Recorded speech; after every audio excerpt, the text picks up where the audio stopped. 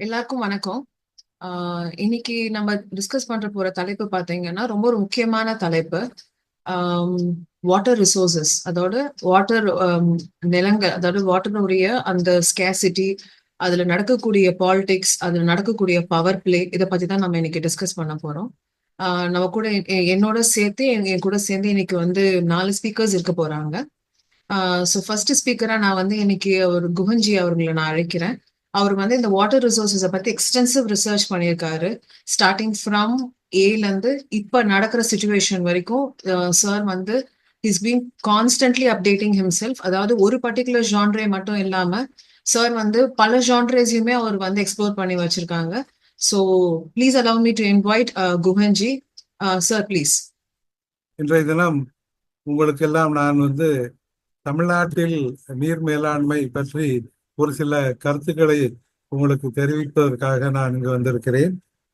தமிழ்நாட்டில் நீர் எவ்வளவு கிடைக்கிறது, அந்த நீர் பயன்பாடு எந்தெந்த பகுதிகளில் கிடைக்கிறது, எந்தெந்த பகுதி எவ்வாறெல்லாம் கிடைக்கிறது, அதை மேம்படுத்த என்ன செய்ய வேண்டும் என்பதை பற்றியெல்லாம் உங்களுக்கு நான் பேச இருக்கிறேன். இதை நான் பெரிதாக 3 தலைப்புகளில், சிறிய சிறிய தலைப்புகளில் நான் பிரித்துக் கொள்ளலாம் என்று இருக்கிறேன். முதல் தலைப்பு இந்த சர்ஃபேஸ் வாட்டர் என்று சொல்வார்கள். நிலத்திற்கு மேல் ஓடக்கூடிய நீர், அதாவது அப்படி ஒன்றும் பெரிய ஒன்றும் இல்லை. நதி நீர், ஆற்று நீர், குளங்கள், ஏரிகள், இதில் உள்ள நீரெல்லாம் நம்ம சர்ஃபேஸ் வாட்டர் என்று சொல்லுவோம். நமக்கு இந்த நதிக்கும் ஆறுக்கும் உள்ள வித்தியாசம் என்னங்கிறத தெரிஞ்சுக்கணும்.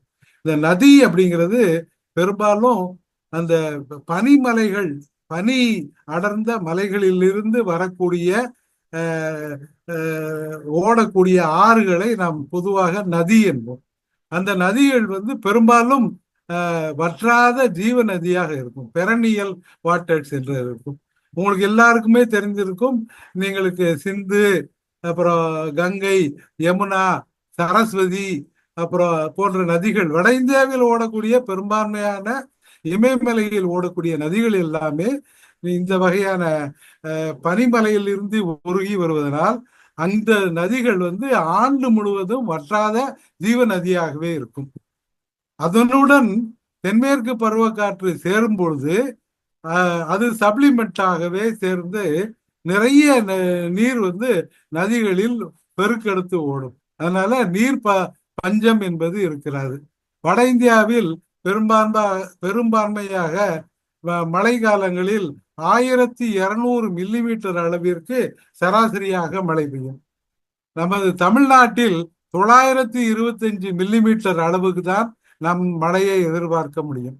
அதிலும் தென்மேற்கு பருவக்காற்று, வடகிழக்கு பருவக்காற்று என்று 2 பருவகாலங்கள் இருக்கின்றன. அவற்றில் நாம் வடகிழக்கு பருவக்காற்று காலத்தில் தான் மிகுந்த அளவு 44 சென்டிமீட்டர் அளவுக்கு நாம் மழையை பெறுகின்றோம். மற்றபடி நம் பகுதியில் ஓடி வருகின்ற ஆறுகளில் மிகப்பெரிய ஆறு காவிரி ஆறு. அந்த ஆறு என்பது நமக்கு மட்டும் சொந்தமல்ல. அது காவிரி என்பது கர்நாடகாவில் உற்பத்தியாகி கேரளா வழியாக ஓடி, தமிழ்நாடு வழியாக ஓடி, புதுச்சேரி வழியாக ஓடி, இவ்வாறு ஒரு 4 மாநிலத்தின் வழியாக ஓடுகிறது. இந்த மாதிரி நதிகளை இன்டர் ஸ்டேட் ரிவர்ஸ் அப்படின்னு நம்ம பொதுவாக சொல்லுவோம். இது 2-3 பொதுவாக நதி மேலாண்மை என்பது அந்தந்த அந்தந்த மாநிலங்களுக்கு தான் அந்த உரிமை தரப்பட்டது. இவ்வாறு 2-3 மாநிலங்களின் வழியாக நதிநீர் செல்லும் போது அந்த நிர்வாகம், அந்த மேலாண்மை, நிர்வாகம் என்பதில் அந்த மேலாண்மை மத்திய அரசுக்கே தரப்பட்டுள்ளது. உதாரணமாக காவிரி நீர் அல்லது முல்லை பெரியாறு நீர். இந்த முல்லை பெரியாறு நீர் இதை சொல்லும் போது உங்களுக்கு ஒரு கருத்தை நான் சொல்ல விளைகிறேன். முல்லை பெரியாறு என்பது தமிழ்நாட்டின் தென்காசி மாவட்டத்தினுடைய சிவகிரி மலைப்பகுதிகளில் தோன்றி மேற்காக ஓடும் ஒரு ஆறு. திரும்பவும் சொல்கிறேன், தென்காசி மாவட்டத்தில் சிவகிரி மலைப்பகுதியில் அந்த நீர்பிடிப்பு பகுதிகளை கொண்டு அது மேற்காக செல்லும் ஒரு ஆறு. அந்த மேற்காக செல்லும் ஆற்றில் நமக்கு எந்த உரிமையும் கிடையாது. நம்ம சட்டப்படி பார்த்தால் நமக்கு எந்த உரிமையும் கிடையாது. ஆனால் அந்த திருவிதாங்கூர் மகாராஜா அவர்களும் சென்னை ராஜதானியில் உள்ளவர்களும் அந்த நீர் வீணாக அந்த கால கேரளாவை பொறுத்த அளவில் மலைக்கும் மடுவுக்கும், அதாவது மலைக்கும் கடலுக்கும் இடைப்பட்ட தூரம் அதிகபட்சமாக 176 கிலோமீட்டர் அளவு தான் இருக்கும். அங்கே பெரும்பாலாக வேளாண்மை அல்லது நீர்ப்பாசனத்திற்காக அந்த நதிகள் பயன்படாது. அங்கே உள்ள அணைகள், அனைத்து அணைகளும் நீர்ப்பாசனத்திற்கு பயன்படாது, புனல் மின்சாரம் எடுக்கிறதுக்கு தான் மிகுதியாக பயன்படும். அல்லது அது வீணாக அந்த நீர் வந்து கடலில் கலந்து விடும். அவ்வாறு அந்த கலந்துபட்ட அந்த நீரை நாம் வந்து பயன்படுத்தி கொள்ள வேண்டும், அதை காசாக்கி கொள்ள வேண்டும், அதை ரெவென்யூ எடுத்துக்கொள்ள வேண்டும் என்று திருவிதாங்கூர் மகாராஜாவோ திருநாளை போவார் என்ற திருவிதாங்கூர் மகாராஜாவோ சென்னை ராஜதானியும் ஒரு ஒப்பந்தத்தை 999 ஆண்டுகளுக்கு ஒரு ஒப்பந்தத்தை ஏற்படுத்தி கொண்டனர். அந்த ஒப்பந்தத்தின்படி பென்னி குயிக் அவர்கள் மேற்காக ஓடும் நதியில் அணையை கட்டி அதை கிழக்காக திருப்பி விட்டார்கள். அவ்வாறு கிழக்காக திருப்பி விட்டதனால் தேனி மாவட்டம், திண்டுக்கல் மாவட்டம், மதுரை மாவட்டம், சிவகங்கை மாவட்டம், ராமநாதபுரம் மாவட்டம் என்று 5 மாவட்டங்கள் பாசன வசதி பெற்றன. இது ஒரு முக்கியமான செயல். அதனால்தான் பென்னி குயிக்கு இன்றும் அவர்கள் பொங்கலிட்டு மகிழ்கிறார்கள். ஆனால் அந்த காலத்து ஆங்கிலேய அரசு பென்னி குயிக்கு எந்தவித உதவியும் செய்ய மறுத்தது. காரணம் என்னவென்றால் அது மேற்கு நோக்கி பாயுமாறு நீ எப்படி திருப்பலாம் என்ற இது. இப்பொழுது நாம் வந்து அல்லது கர்நாடகா வந்து மேகதாதுல வந்து ஒரு அணை கட்டணும்னு சொன்னான்னா அவனுக்கு எல்லா உரிமையும் இருந்தாலும் நம்ம வந்து கடமடை பகுதியில் இருக்கக்கூடியவங்க. நம்ம அப்படிங்கிறது தமிழ்நாடு, புதுச்சேரி மாநிலங்கள் கடைமடை பகுதியில் இருக்கக்கூடியவங்க. இவங்களுடைய உரிமை பாதிக்கப்படக்கூடாது, ஏன்னா இது கிழக்கு நோக்கி பாயுமாறு. அப்படிங்கிறனால தான் நம்மளும் அதற்கான சண்டை வளர்க்குறோம்.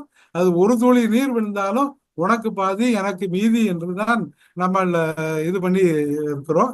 அதனால இந்த மாதிரி சட்டங்கள், அதாவது நமக்கு ஒரு ஒப்பந்தம் ஏற்படுத்தி கொண்டோமே ஆனால் இந்த இன்டர்ஸ்டேட் இது வந்து 2, 3, 4 மாநிலங்களுக்கு இடையே பாயும் நதி என்பதால் இதற்கென்று தனியாக ஒரு ஒப்பந்தங்கள் ஏற்படுத்தி கொண்டோம்.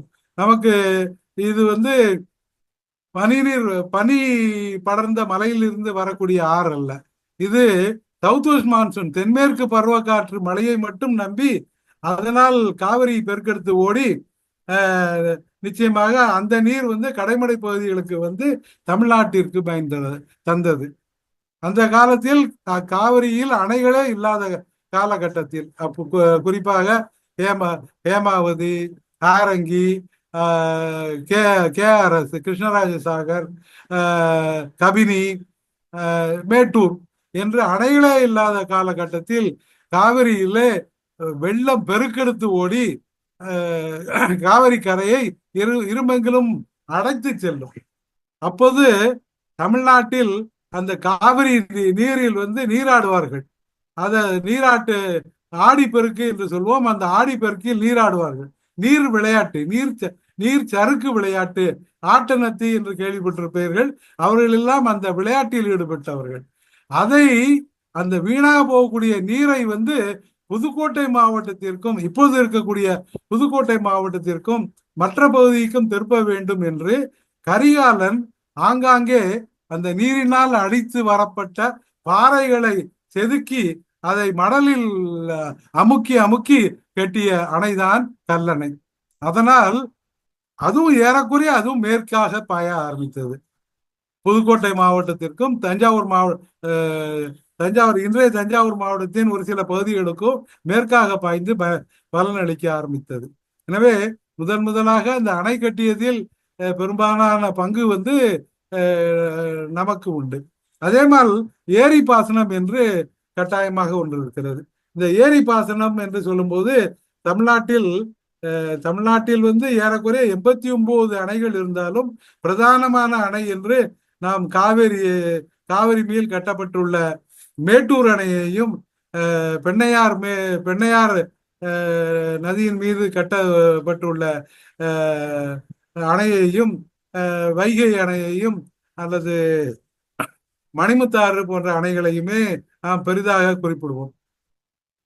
மற்றபடி ஏரிகள் காரணம் என்ற ஏரிகள் மாவட்டம் என்று ஏரிகள் ஒரு முக்கிய பங்கு வைத்தன பாசனத்தில்.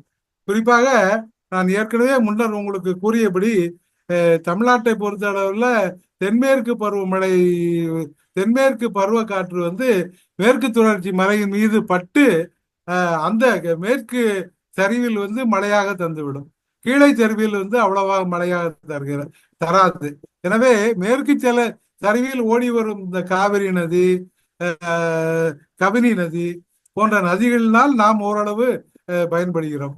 மற்றபடி நாம் வடகிழக்கு பருவ காற்று மழை காலத்தில் தான் மிகுந்த மழையை பெறுகிறோம்.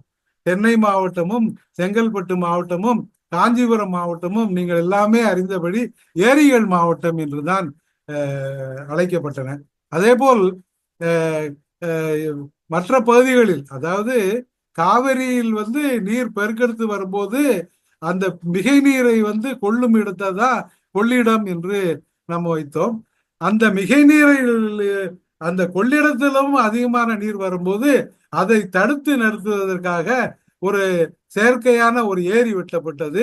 அந்த ஏரிக்கு பேர் வீர நாராயணன் ஏரி அப்படிங்கிறது பேர். அந்த ஏரியை வெட்டியவர் முதலாம் பராந்தகன் என்ற சோழ மன்னன். அவனுடைய மகன், அவன் பேர் ராஜாதித்தன் என்று பெயர். அவன் தக்கோலத்தில் போர் புரியும் போது தக்கோலத்தில் அந்த கன்னர தேவர் அந்த ராஷ்டிரகூட மன்னர்களுடன் போர் புரியும் போது அவன் அவன் பிடித்து வைத்திருந்த போர் வீரர்களை கொண்டு தன் தந்தையார் பெயரில் காட்டுமன்னார்குடி, கடலூர் மாவட்டம் காட்டுமன்னார்குடி வட்டத்தில் ஒரு மிகப்பெரிய ஏரி, 16 கிலோமீட்டர் நீளத்திற்கு, ஏறக்குறைய ஒரு 6-7 கிலோமீட்டர் அகலத்திற்கு ஏறக்குறைய ஒரு 27 அடி ஆழத்திற்கு ஒரு ஏரியை வெட்டினார். தனது தந்தையாரின் பெயரில் வெட்டினார். அவர் பராந்தகனுக்கு ஒரு பெயர் உண்டு, வீர நாராயணன் என்ற ஒரு பெயர் உண்டு. அதனால அந்த ஏரியை தன் தந்தையின் பெயரில் வெட்டினார். அது ஏரிக்கு பேரு வீரநாராயணன் ஏரி என்று பெயர். இப்பொழுது அதை வீராணம் ஏரி என்று கூறுகிறோம். அதே மாதிரிதான் பல்லவர் காலத்தில் நீங்க எல்லாம் போயிருப்பீங்க, காவிரிப்பாக்கம் ஏரி, இப்ப இருக்கக்கூடிய செம்பரம்பாக்கம் ஏரி, இந்த ஏரிகள் எல்லாம் வெட்டினது பல்லவர் காலம். சோழர் காலத்துக்கு முன்பு உள்ள காலங்களில் வெட்டப்பட்டதுதான் இந்த பல்லவர் காலங்கள்ல உள்ள வெட்டப்பட்ட ஏரிகள் தான் இந்த இப்ப நீங்க இந்த ஏரிங்களை பத்தி நிறைய சொல்றீங்க. இத நம்பி விவசாயம் பண்ணக்கூடிய இடங்கள் என்னன்னு சொல்றீங்க? சொல்றேன். இந்த ஏரிகள் மூலமா தான் பொதுவா விவசாய பாசனத்திற்கான பரப்புகள் பொதுவாக வேளாண்மைக்காக தான் இந்த ஏரிகள் அத்தனையுமே பயன்பட்டன. இந்த வேளாண்மைக்கு அந்த பயன்பட்ட ஏரிகள்ல நமக்கு கிடைக்கக்கூடிய அந்த அளவு ஏறக்குறைய 25,000 மில்லியன் கியூபிக் மீட்டர். நமக்கு கிடைக்கக்கூடிய நீரினுடைய அளவு 25,000 மில்லியன் கியூபிக் மீட்டர் என்று ஒரு கணக்கிட்டு வைத்திருக்கிறார்கள். இதை வைத்துதான் நாம் வேளாண் செய்ய வேண்டும். இதை வைத்துதான் நாம் இண்டஸ்ட்ரீஸுக்கு தண்ணீர் கொடுக்க வேண்டும். இதை வைத்துதான் நாம் நம் தமிழக மக்களின் குடிநீருக்கான தண்ணீரை எடுக்க வேண்டும். எனவே இந்த இதில் ஏற்கனவே சொன்ன மாதிரி 89 அணைகள் இருந்தாலும் சற்றேறக்குறைய 42,000 ஏரிகள் இருக்கின்றன. இதில் என்ன ஒரு குறை என்றால், இந்த 42,000 ஏரிகளின் பராமரிப்பு கிராம பஞ்சாயத்தின் கீழ் விடுகிறது.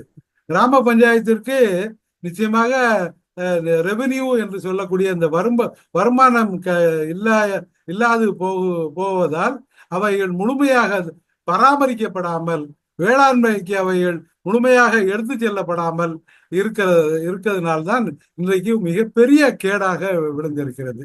இப்பொழுது மேட்டூர் நிலத்திலிருந்து, மேட்டூர் அணையிலிருந்து, மேட்டூர் அணை சர்ப்ளஸ் ஆன உடனே, மேட்டூர் அணை நிரம்பிய பின்பு அதிலிருந்து வரக்கூடிய அந்த நீர், அந்த நீரை வந்து சரபங்கா நீரேற்று பாசன நீரேற்று திட்டம் என்று ஒரு திட்டம் எடப்பாடியார் காலத்தில், கரெக்ட், எடப்பாடியார் காலத்தில் அது அந்த திட்டம் தீட்டப்பட்டது. ஏறக்குறைய ஒரு 545 600 கோடி செலவில் அந்த திட்டம் தீட்டப்பட்டது. அந்த திட்டத்தின்படி நீர்ப்பாசன அந்த மேட்டூர் அணை வந்து 120 அடிக்கு நிரம்பும் பொழுது அந்த மிகை நீர், எக்ஸஸ் வாட்டர் வந்து ஸ்பில்வே வழியாக ஓடி இந்த அவங்க வைத்திருக்கக்கூடிய பம்புகள் மூலமாக அந்த நங்கவள்ளி என்ற பெரிய ஏரிக்கும், இன்னொன்னு காட்டுப்பட்டியா ஏதோ இன்னொரு ஏரிக்கும் அது இப்பொழுது சென்று ஏறக்குறைய அது வந்து ஒரு 1.25 லட்சம் ஏக்கருக்கு பாசனத்தை வருகிறது.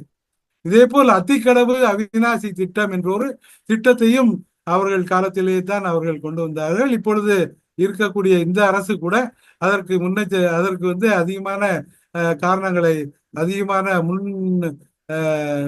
முன்னுரிமைகளை கொடுத்து அதை நிறைவேற்றும் விதமாக செய்து வருகிறது. எனவே இப்பொழுது ஏரிகளின் பாதுகாப்பு என்பது, அல்லது ஏரிகள் வந்து 42,000 சொச்சம் ஏரிகள் இருந்தாலும் 42,000 சொச்சம் தமிழ்நாட்டில் கோயில்கள் இருந்தாலும், இந்த 42,000 கோயில்கள்ல ஒரு 24,000 கோயில்கள்ல குளங்கள் இருந்தாலும் அந்த குளங்களுக்கான பாதைகள் சீரமைக்கப்படுவதில்லை. மீண்டும் அந்த குளங்கள் வந்து இந்து அறநிலையத்துறையால் பராமரிக்கப்படுவதில்லை.